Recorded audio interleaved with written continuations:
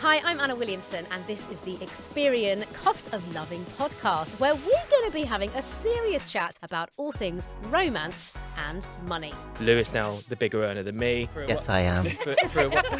Woo me, excite me. A bit la la la la la. And he'll be buzzing that I just said that. I was a financial mess. And it turns out she's got more money than he has. Be confident in who you are, whatever that is. Yeah. Yes, Tayo. Hi there, and welcome to Experian Cost of Loving podcast with me, your host, Anna Williamson. And I'm looking forward to getting stuck in, down and dirty, on the topics of dating, relationship, and how it may impact your wallet. Today it's all about the gender gap. So we'll be talking about who pays the bill, do we split the bill, social media trends when it comes to dating, and expectations around money. And I'm delighted to have a fantastic couple who are joining me to give their views and opinions on this particular topic. They have a BAFTA, very snazzy. They are property and finance experts and content creators. It is Antoinette and Tayo Oguntonade, probably the hottest couple. I know. Yeah, I'm all about the flattery. Thank you. I like that intro. Yeah, Did you like that? Yeah. Did I big you up enough? You know what? Yeah. Because you know a lot of hot couples. So. Yeah, that's why I really liked To be it. fair, I'm pleased you reckon. I do actually. You do. I do know a lot of hot couples, but I'm going to put it out there now. And I would even say this publicly on social media and everything. There doesn't come a hotter couple than you two. I'm going to clip it up for sure. Clip that up, get it on the gram, get it on TikTok, which is ironic, really, because we're going to be talking a lot about social media and the impact that a lot of the trends have on the dating world and the other way around as well. And, of course, how that impacts our finances. Because as a relationship expert myself, let's be honest, and you guys obviously huge in finance and property, you know, it's not sexy, is it? You know, when you talk about relationships and sex, intimacy and money, it just sounds a bit crass, a bit vulgar, a bit icky. But, right, it's so important, right? Absolutely. Yeah. Absolutely. Yeah. I think that it's interesting because it plays a part in all of our lives, like you say, in everything that's concerned. And it's a taboo subject. So Yeah. people don't often like to talk about it, but it's a conversation that often needs to be had, right? I think so. I think maybe not on the first date, maybe not on the first link up, but I think before you start getting serious or think about getting serious, let's just have the conversation. Let's get it out quickly. Right. I think so. It- Yeah. it is about confronting that elephant in the room, Yeah. especially if you are moving into a committed relationship, Yeah. which of course you guys are. Because how long have you guys been married? Oh. So we'll be married 5 years this year, Nice. and we've been together for 14 Wow. years. Yeah. Listen, without blowing smoke up your backsides, I mean, I couldn't think of two more perfect guests because I think you're so inspirational as to so many people. Because, you know, I know I'm married myself for 10 years. We know relationships are hard. Relationships Yeah. are tricky. They are challenging. And I think I know as a relationship expert, anyone that thinks you breeze through, you know, a perfect marriage, a perfect relationship, and it doesn't come with conflict and disagreements, then, you know, we need to wake up. And I think Yeah. that's why I really admire fellow couples. It's tricky, it's tough. There are lots of different topics and conversations. I mean, but also one of the number one things is money, Yeah. is finances. And, you know, finances is hailed as one of the number one causes of relationship breakdown.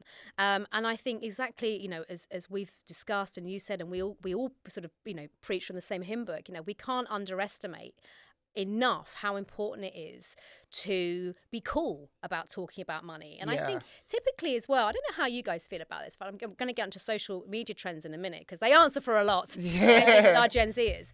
But I think, you know, as Brits, you know, we are programmed to not talk about money. I think my American friends are a lot more chilled about it. And when it comes to relationships, and, you know, I remember, you know, good friends of mine who are American, you know, they talk quite openly about what they earn for things and how much things cost.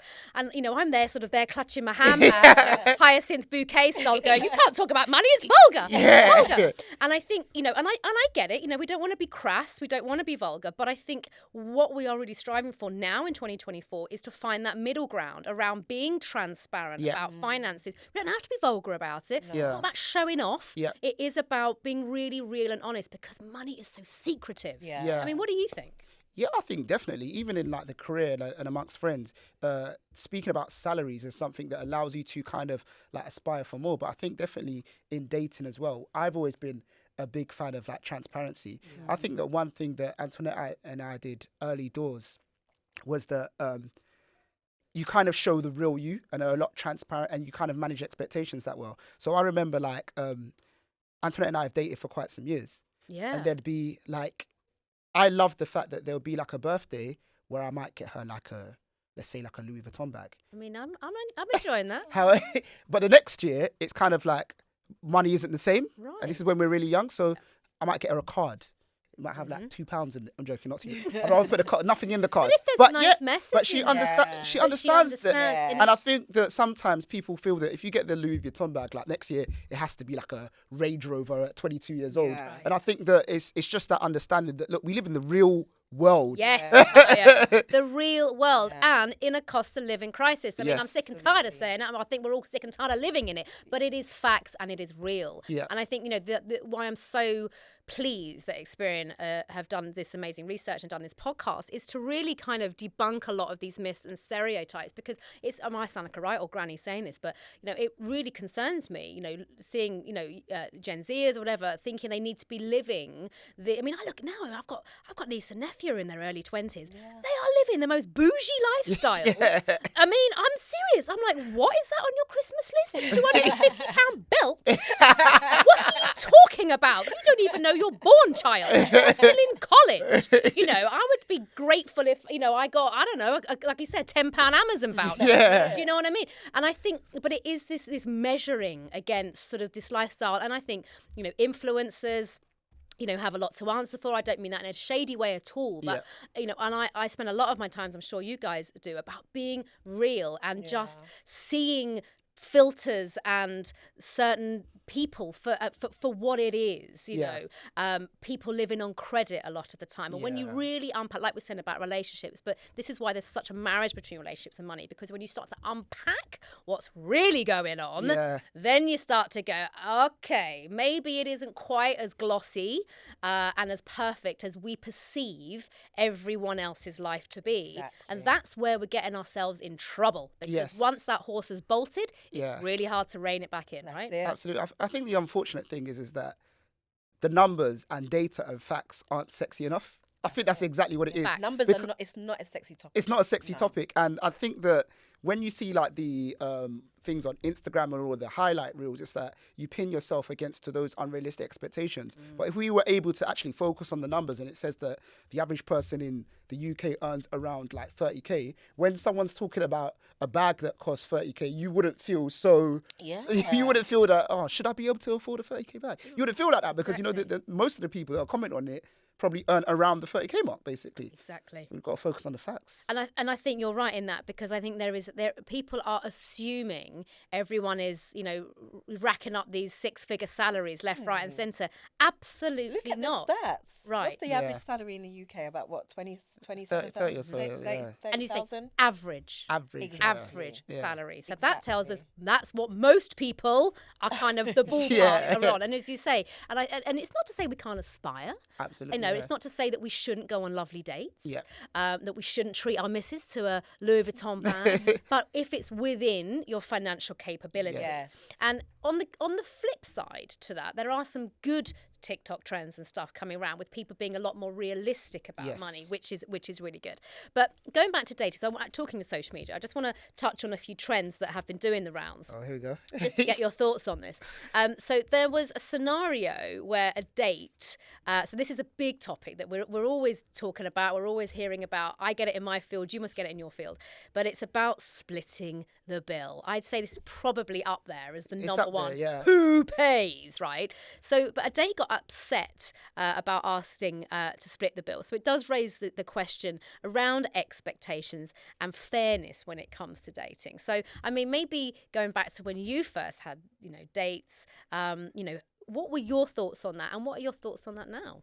So I think for me culturally as well, as a Nigerian man, I typically will always pay for the dates and the first dates. I think that outside of that, there's a lot of expectancy for men to pay for the first date. And I think that socially I kind of go with that, but the one thing I'm against is the cost of the date. So I feel that typically in my mind, it's kind of like the person that invites should pay. And typically, a guy would invite a girl for the first date. I mean, that's how it's done in the movies, right? That's how it's done in the movies.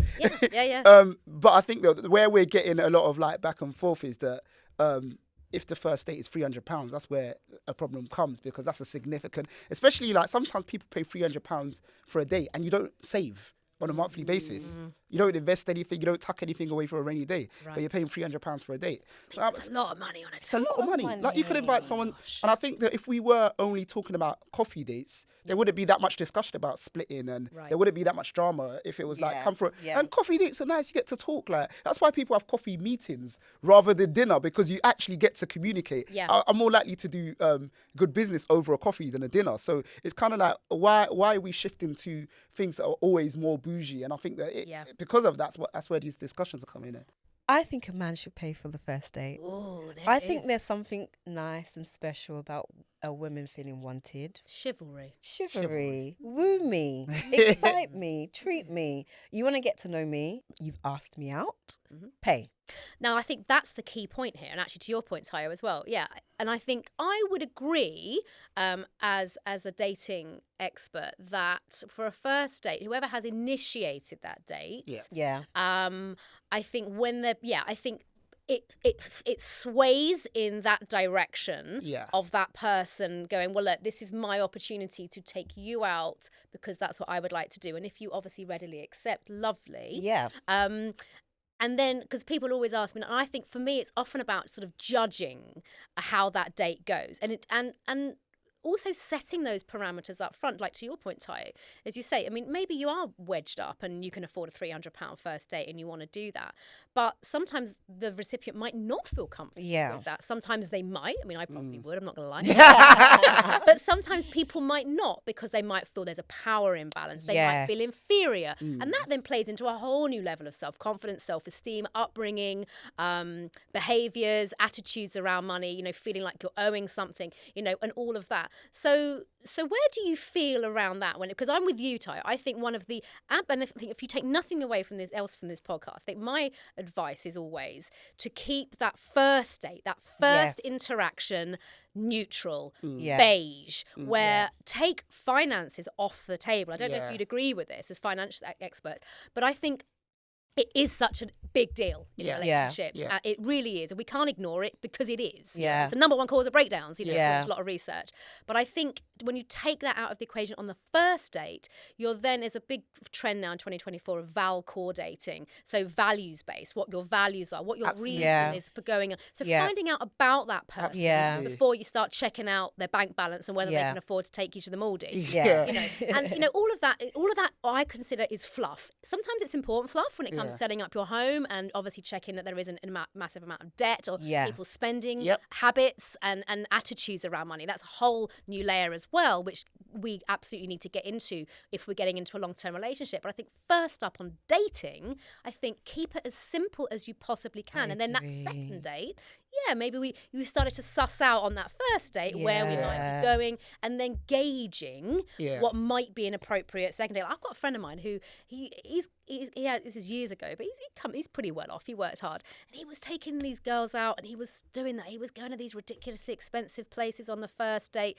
They were just seeing him as a cash cow. Now, what I kept saying to him is, the problem is then you're not giving them the chance to actually find out more about you, because you're splashing the cash on them, you know, from day one. So I kept saying to him, no offense, Pizza Express, take them to Pizza Express. Keep it neutral. You know, just keep it neutral. Let them find out about what a nice guy you are. Because I did feel, if I'm completely honest with you, I think he was overcompensating for the fact that I don't think he felt like he was perhaps good looking enough or this enough, which is ridiculous, but that's how he felt. So he was like, I'm going to wow them with my bank balance. And I said, and thank God, several years later, he's married to a beautiful girl who, ironically, was the first date he listened to my advice. Oh, wow. And it turns out she's got more money than he has. Case study. But they went on that date, and it was not about money. They are a beautifully matched couple, you know, several years later. And I think that's excellent advice. I think that like money and how much someone earns should be kind of secondary. I know like there's a lot of stuff on social media about finding out how much someone earns before you date them to see if they can date you. And like, a lot of people think that that's high standards, but I think it's actually the opposite, because if all they need to do to be dating you is earn 100k or 200k, then that means you're taking everybody that earns over. Yeah. There's no, like, you haven't even found out if they're a nice person or if they're even generous. What's the point in Yeah. if you're focusing on the money and they're not generous? What's the point? They could have a lot of money and they're not trying to spend. They're not trying to spend anything on you. It would be tight as anything. Exactly. Or as you say, I mean, having a load of money, but they're not fitting your values around. Exactly that. You know, do they? You know, you might be big into philanthropy and want to give to charity. You're not saying everyone has to, Yeah. but some people are really big on that. And so for me, it doesn't matter how rich you are. And I've got some wealthy friends. You know, I've got some very unwealthy friends. But for me, I find it incredibly unattractive. And actually, I don't really like being friends with people that I consider mean. Yeah. You know, Yeah, and absolutely. and it's Yeah, just one sure, of my, yeah. but it's just one of my values. I'm Yeah. not saying everyone has to, waft around the world, Yeah. trying to change the world. But at the same time, it's the mindset. Yeah. It's the mindset. It's like, what's mine's mine, and to Yeah. hell with everybody else. Yeah. You know? Yeah. Because those aren't people that I enjoy the wider, Yeah.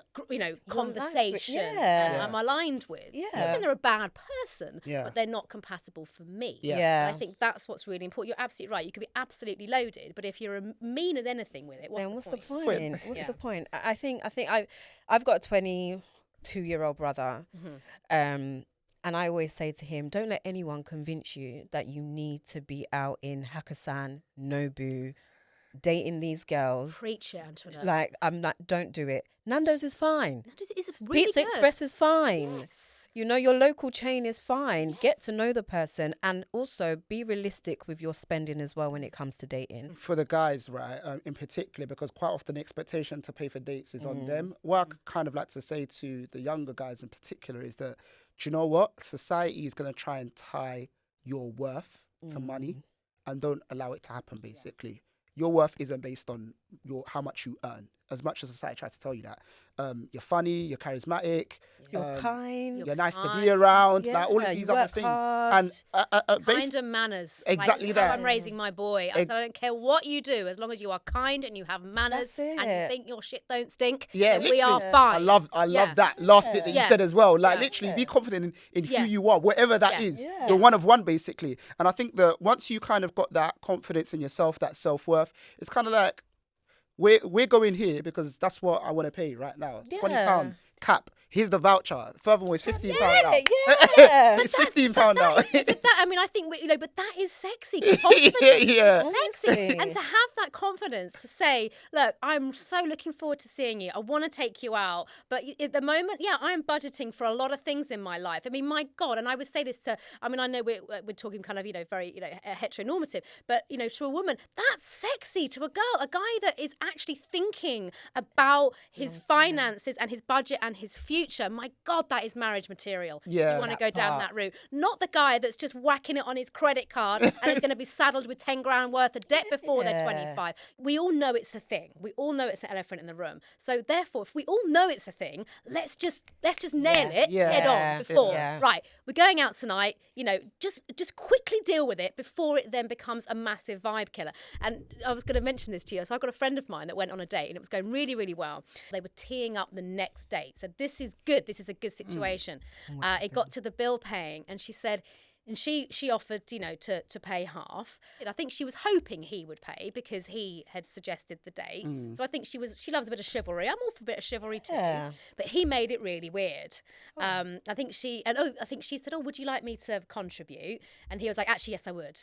And she said, but suddenly it just went from being really good to smooching Yeah. to snogging. Vibe is on to it was like pulling out the plug socket. But ended up what happening was she was a bit like it was a bit of an awkward goodbye. But she was like, okay, I'll give benefit of doubt. I don't know this guy. You don't know his financial situation. Yeah, yeah. She's not, she's cool with Yeah, that. yeah. Whatever. Nice guy. That's cool. And then she said she got on the tube, and then she got off the tube, and she saw a message. Oh, okay, message from him, and it was literally he'd sent her his Monzo details to pay for the bill. And she was like, in that moment, she was like, not for me, not for me. Yeah. And it was such a shame because it was, I would love to have got to that guy and said, dude, like, this is how we could have approached this probably a little bit better. Yeah. It's not the sexiest interaction. And it is a difficult conversation, but I think it's important to have it up front as early as you can, even when you're teeing up the date. Yeah. What are you thinking about the date? Money's a bit tight for me at the moment, or I'm just making sure I'm not overspending at the moment. Yeah, Dates, yeah. are you happy with? I just want to get to know you. Like you say, let's go to have a walk on a Costa. Yeah. It's perfectly acceptable now. Go to a street food market. Go to a museum. Think of other ways to date that aren't 100%, expensive. 100%. And this is the thing where you say like the Americans are a bit more better with talking about money, where it can help you, because in a normal conversation before you even set up the first date, it might be a thing of I'm currently saving for a house, or I'm in between jobs, or things that are related to the finances. Yeah. And Love then that. when it comes to the date, there's kind of that background as to why we're going to a certain place, or so on and so forth. I just want to chuck in, because there's been some amazing research that Experian have done, and just to get your thoughts on this. So research that we did at Experian found that 36% of men have browsed a potential date's social media profile, right, to check if they could afford their lifestyle. So, I mean, we have sort of touched on this about kind of really centering on giving guys that confidence. But what do you think about social media stalking? I mean, let's be honest, we all kind of do it, right? We all kind of do it, and I think it needs to be done to an extent. Yeah. I'm someone who I love information wherever it comes from. In it, you know what I'm trying to say. But I think there's two things on that particular note. Is that Instagram is a highlight reel as well. Yes. So people don't wake up in the morning with like sleep in the eye and take a selfie and put it on the gram, in it. Do you know what I'm trying to say? And the second thing I'll say is that I know everybody looks at people's Instagram. It's there to be looked at, but I think looking to see if you can afford that lifestyle, I don't think that's something that guys, like you said, 36% of men, I don't think it's something they should get into a habit of doing, because you're not. That shouldn't be your first thoughts when dating. Your first thought should be like about what the person's about. And what you'll find is that might translate into other stuff as well. It's kind of like everywhere you go now, you're going to start thinking about, can I afford to be in this room? Yeah. Can I afford to? And it goes back to what I said before. Just be confident in yourself. Exactly. Like, no matter how rich you are, there will be someone richer. Yeah. Everybody's poor to someone. Yeah.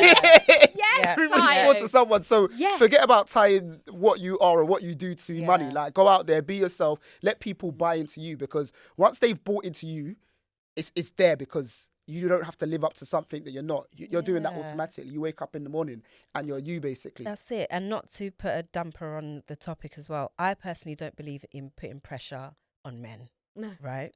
So I know a lot of problems come from financial situations, and sometimes you really have to start as you mean to go on. Yes.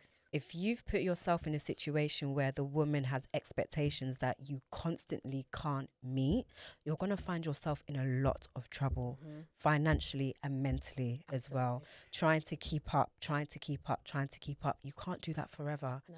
And you will end up in a place where you just come tumbling down. And I don't believe in putting that type of pressure on men. Like we've said agree. before, we live in a real world where, life is not about dates and nice things all the time. Some of us are really just trying to struggle to put a roof over our heads and just have a nice day. And have some food. Have Yeah. some food. And that is really what it comes down to. And just having a nice relationship, having fun with that person, enjoying that person's company. I really think that's what dating should be around. Love Yeah. it. And another little bit of research that came through from Experian that I just wanted to flag was that 20% of women said that they expect, so a fifth of women expect their partner to financially support them, versus 17% of men. So it's quite similar, actually. So what do you think of those figures? So it's basically 1 in 5 gender expects the other to support them. I think there's an interesting word there, expects. And support is an interesting word as Isn't well. it? Yeah. What does that mean? Does it Yeah, mean, you're going to help me out when I want to get my nails done. or does it mean pay your rent? Yeah. They pay your rent, does it mean I don't have to work? Yeah. Ever? Or when I have a baby. You know, as you Yeah. say, it's an interesting word, I think. Though. Yeah. I think it's loosely based on the fact that typically men earn more than women, typically, basically. So I think what the 20% and the 17% are effectively saying is that if they are in a relationship, just like Antoinette said, it's our money. There's a weight in, if that makes sense. And I think it goes back to that question where sometimes they ask men, or sometimes they ask, are you comfortable with the woman being the breadwinner? And to link it to a lot of these conversations as well, this is why I often say to men, like, be comfortable in who you are, because if you're earning, let's just say double of what the average is at £60,000 a year, and your wife is earning 6 million a year, like, you've got to be comfortable with the fact that, hey, she loves me for me. Yes. I'd be a house husband. Yes. Yes. Exactly. And lean in, because like, it's such a great point, because I know a lot of guys that do feel that threat to their masculinity. I think it's society's pressure. I think because our previous generations, it has been more stereotypical. Yes. You know, women haven't worked, you know, in generations gone by. Our generation is really one of the first, you know, or our parents, where, you know, there was started to become parity amongst men and women working. And I think we're a few generations away, or maybe a generation away from, again, really having that change in attitudes, because there is, as much as I think, and I'm speaking as a woman here, you know, we are trying to push, you know, shared parenting and shared salaries, and it doesn't matter whether I earn more than you, or, you know, how much you put into, you know, into the joint pot. It is about having that financial plan together. It's like, you know, it's almost taking your gender out of it. Yes. It's like, right, here's what I earn, here's what you earn. What are our joint needs within the house, the family? What are our individual needs, an interdependent relationship, having independence outside the relationship? You know, what are our expectations? What do we do when things might be challenging? You know, what might happen if I have a baby and I can't work? Or do you want to step up and do shared childcare? Is that a possibility? What does that mean for our finances? You know, how much do we need to survive on this? You know, as we said right at the beginning of this episode, you know, talking about, you know, intimacy and finances, it's not going to be the sexiest topic you're ever going to confront, but I believe, and I think we're all on the same page here, it's the most important topic you can 100%. have, to have a happy, healthy, transparent relationship. Because the minute you start hiding that stuff, the, you know, aspirations, the credit cards, the debt, you know, your relationship is on shaky ground. Yeah. And it starts with that first date, as you quite rightly said. Show up on that first date as the man or woman that you are, unapologetically. Own your background, own your upbringing. You know, if you own who you are, there is somebody out there that will find you utterly perfect for them. Absolutely. And I think that's so important for the younger generation as well, because they're not at the maximum or close to the maximum of their earning potential.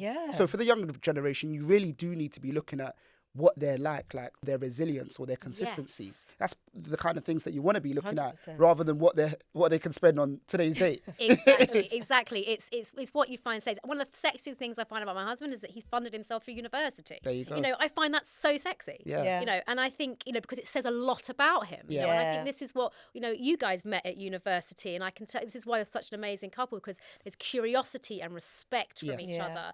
And, you know, and even, you know, like you said at the beginning there, Tayo, culturally, you know, your attitudes around dating again, but I think that's really important, which I don't think we put enough emphasis into, is respecting different cultural attitudes towards dating, because there is a different culture and attitudes and expectations around that, from how we've been brought up, from how we've seen our elders behave, and how we then interpret it in modern day society. So I think all of that, I always say to people in the dating world, lean into that curiosity. You know, if you are a woman, for example, who is absolutely against a man paying for them, but they insist, lean into why they feel they want to do that. Has that come from a cultural belief? Is it, you know, what does that mean to them? And at least understand where they're coming from. Absolutely. If you don't necessarily want to do it, because that is where compromise can be met.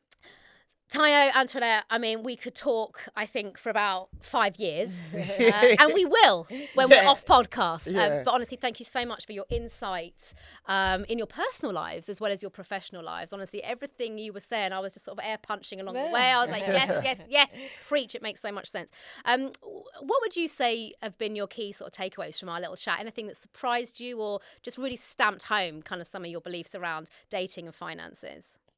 Just to have realistic expectations from men. You know, not everyone earns it's not even not everyone.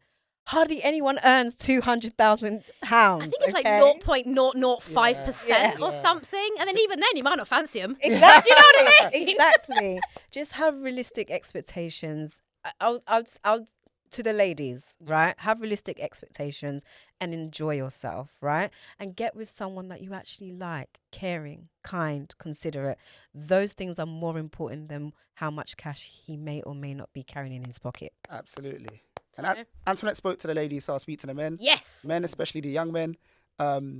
be yourself, be comfortable in your own skin, and that'll help you in dating a lot. And then the second thing is that dating is an investment for both parties, right? You're both investing your time, and you both could be investing your money. However, dating has the chance to return zero. So invest the right amount with the chance of there being a zero return, right? Because it might not be the one for you. Absolutely. You may have to date someone else. Sometimes you have to date 4 or 5 people. So you don't want to spend £500 per date because the return of investment could be zero. So yeah, your time and your money, invest it wisely. And that is why you are a BAFTA award winner. And just to wrap all of that brilliant advice and takeaways, I would say just stay curious, stay real, stay authentic, and you never know, you might just meet the love of your life. Guys, thank you so much. And I look forward to welcoming you onto the next Experian Cost of Loving podcast, where we will have even more intriguing conversations around the world of dating, relationships, and finance. If you're struggling with money worries or debt, then you're not alone, but help is available. Whilst the first step is often the hardest, it's also the most important. You can reach out to Step Change, Citizens Advice, or National Debtline, who all offer free, independent advice for a wide range of money issues.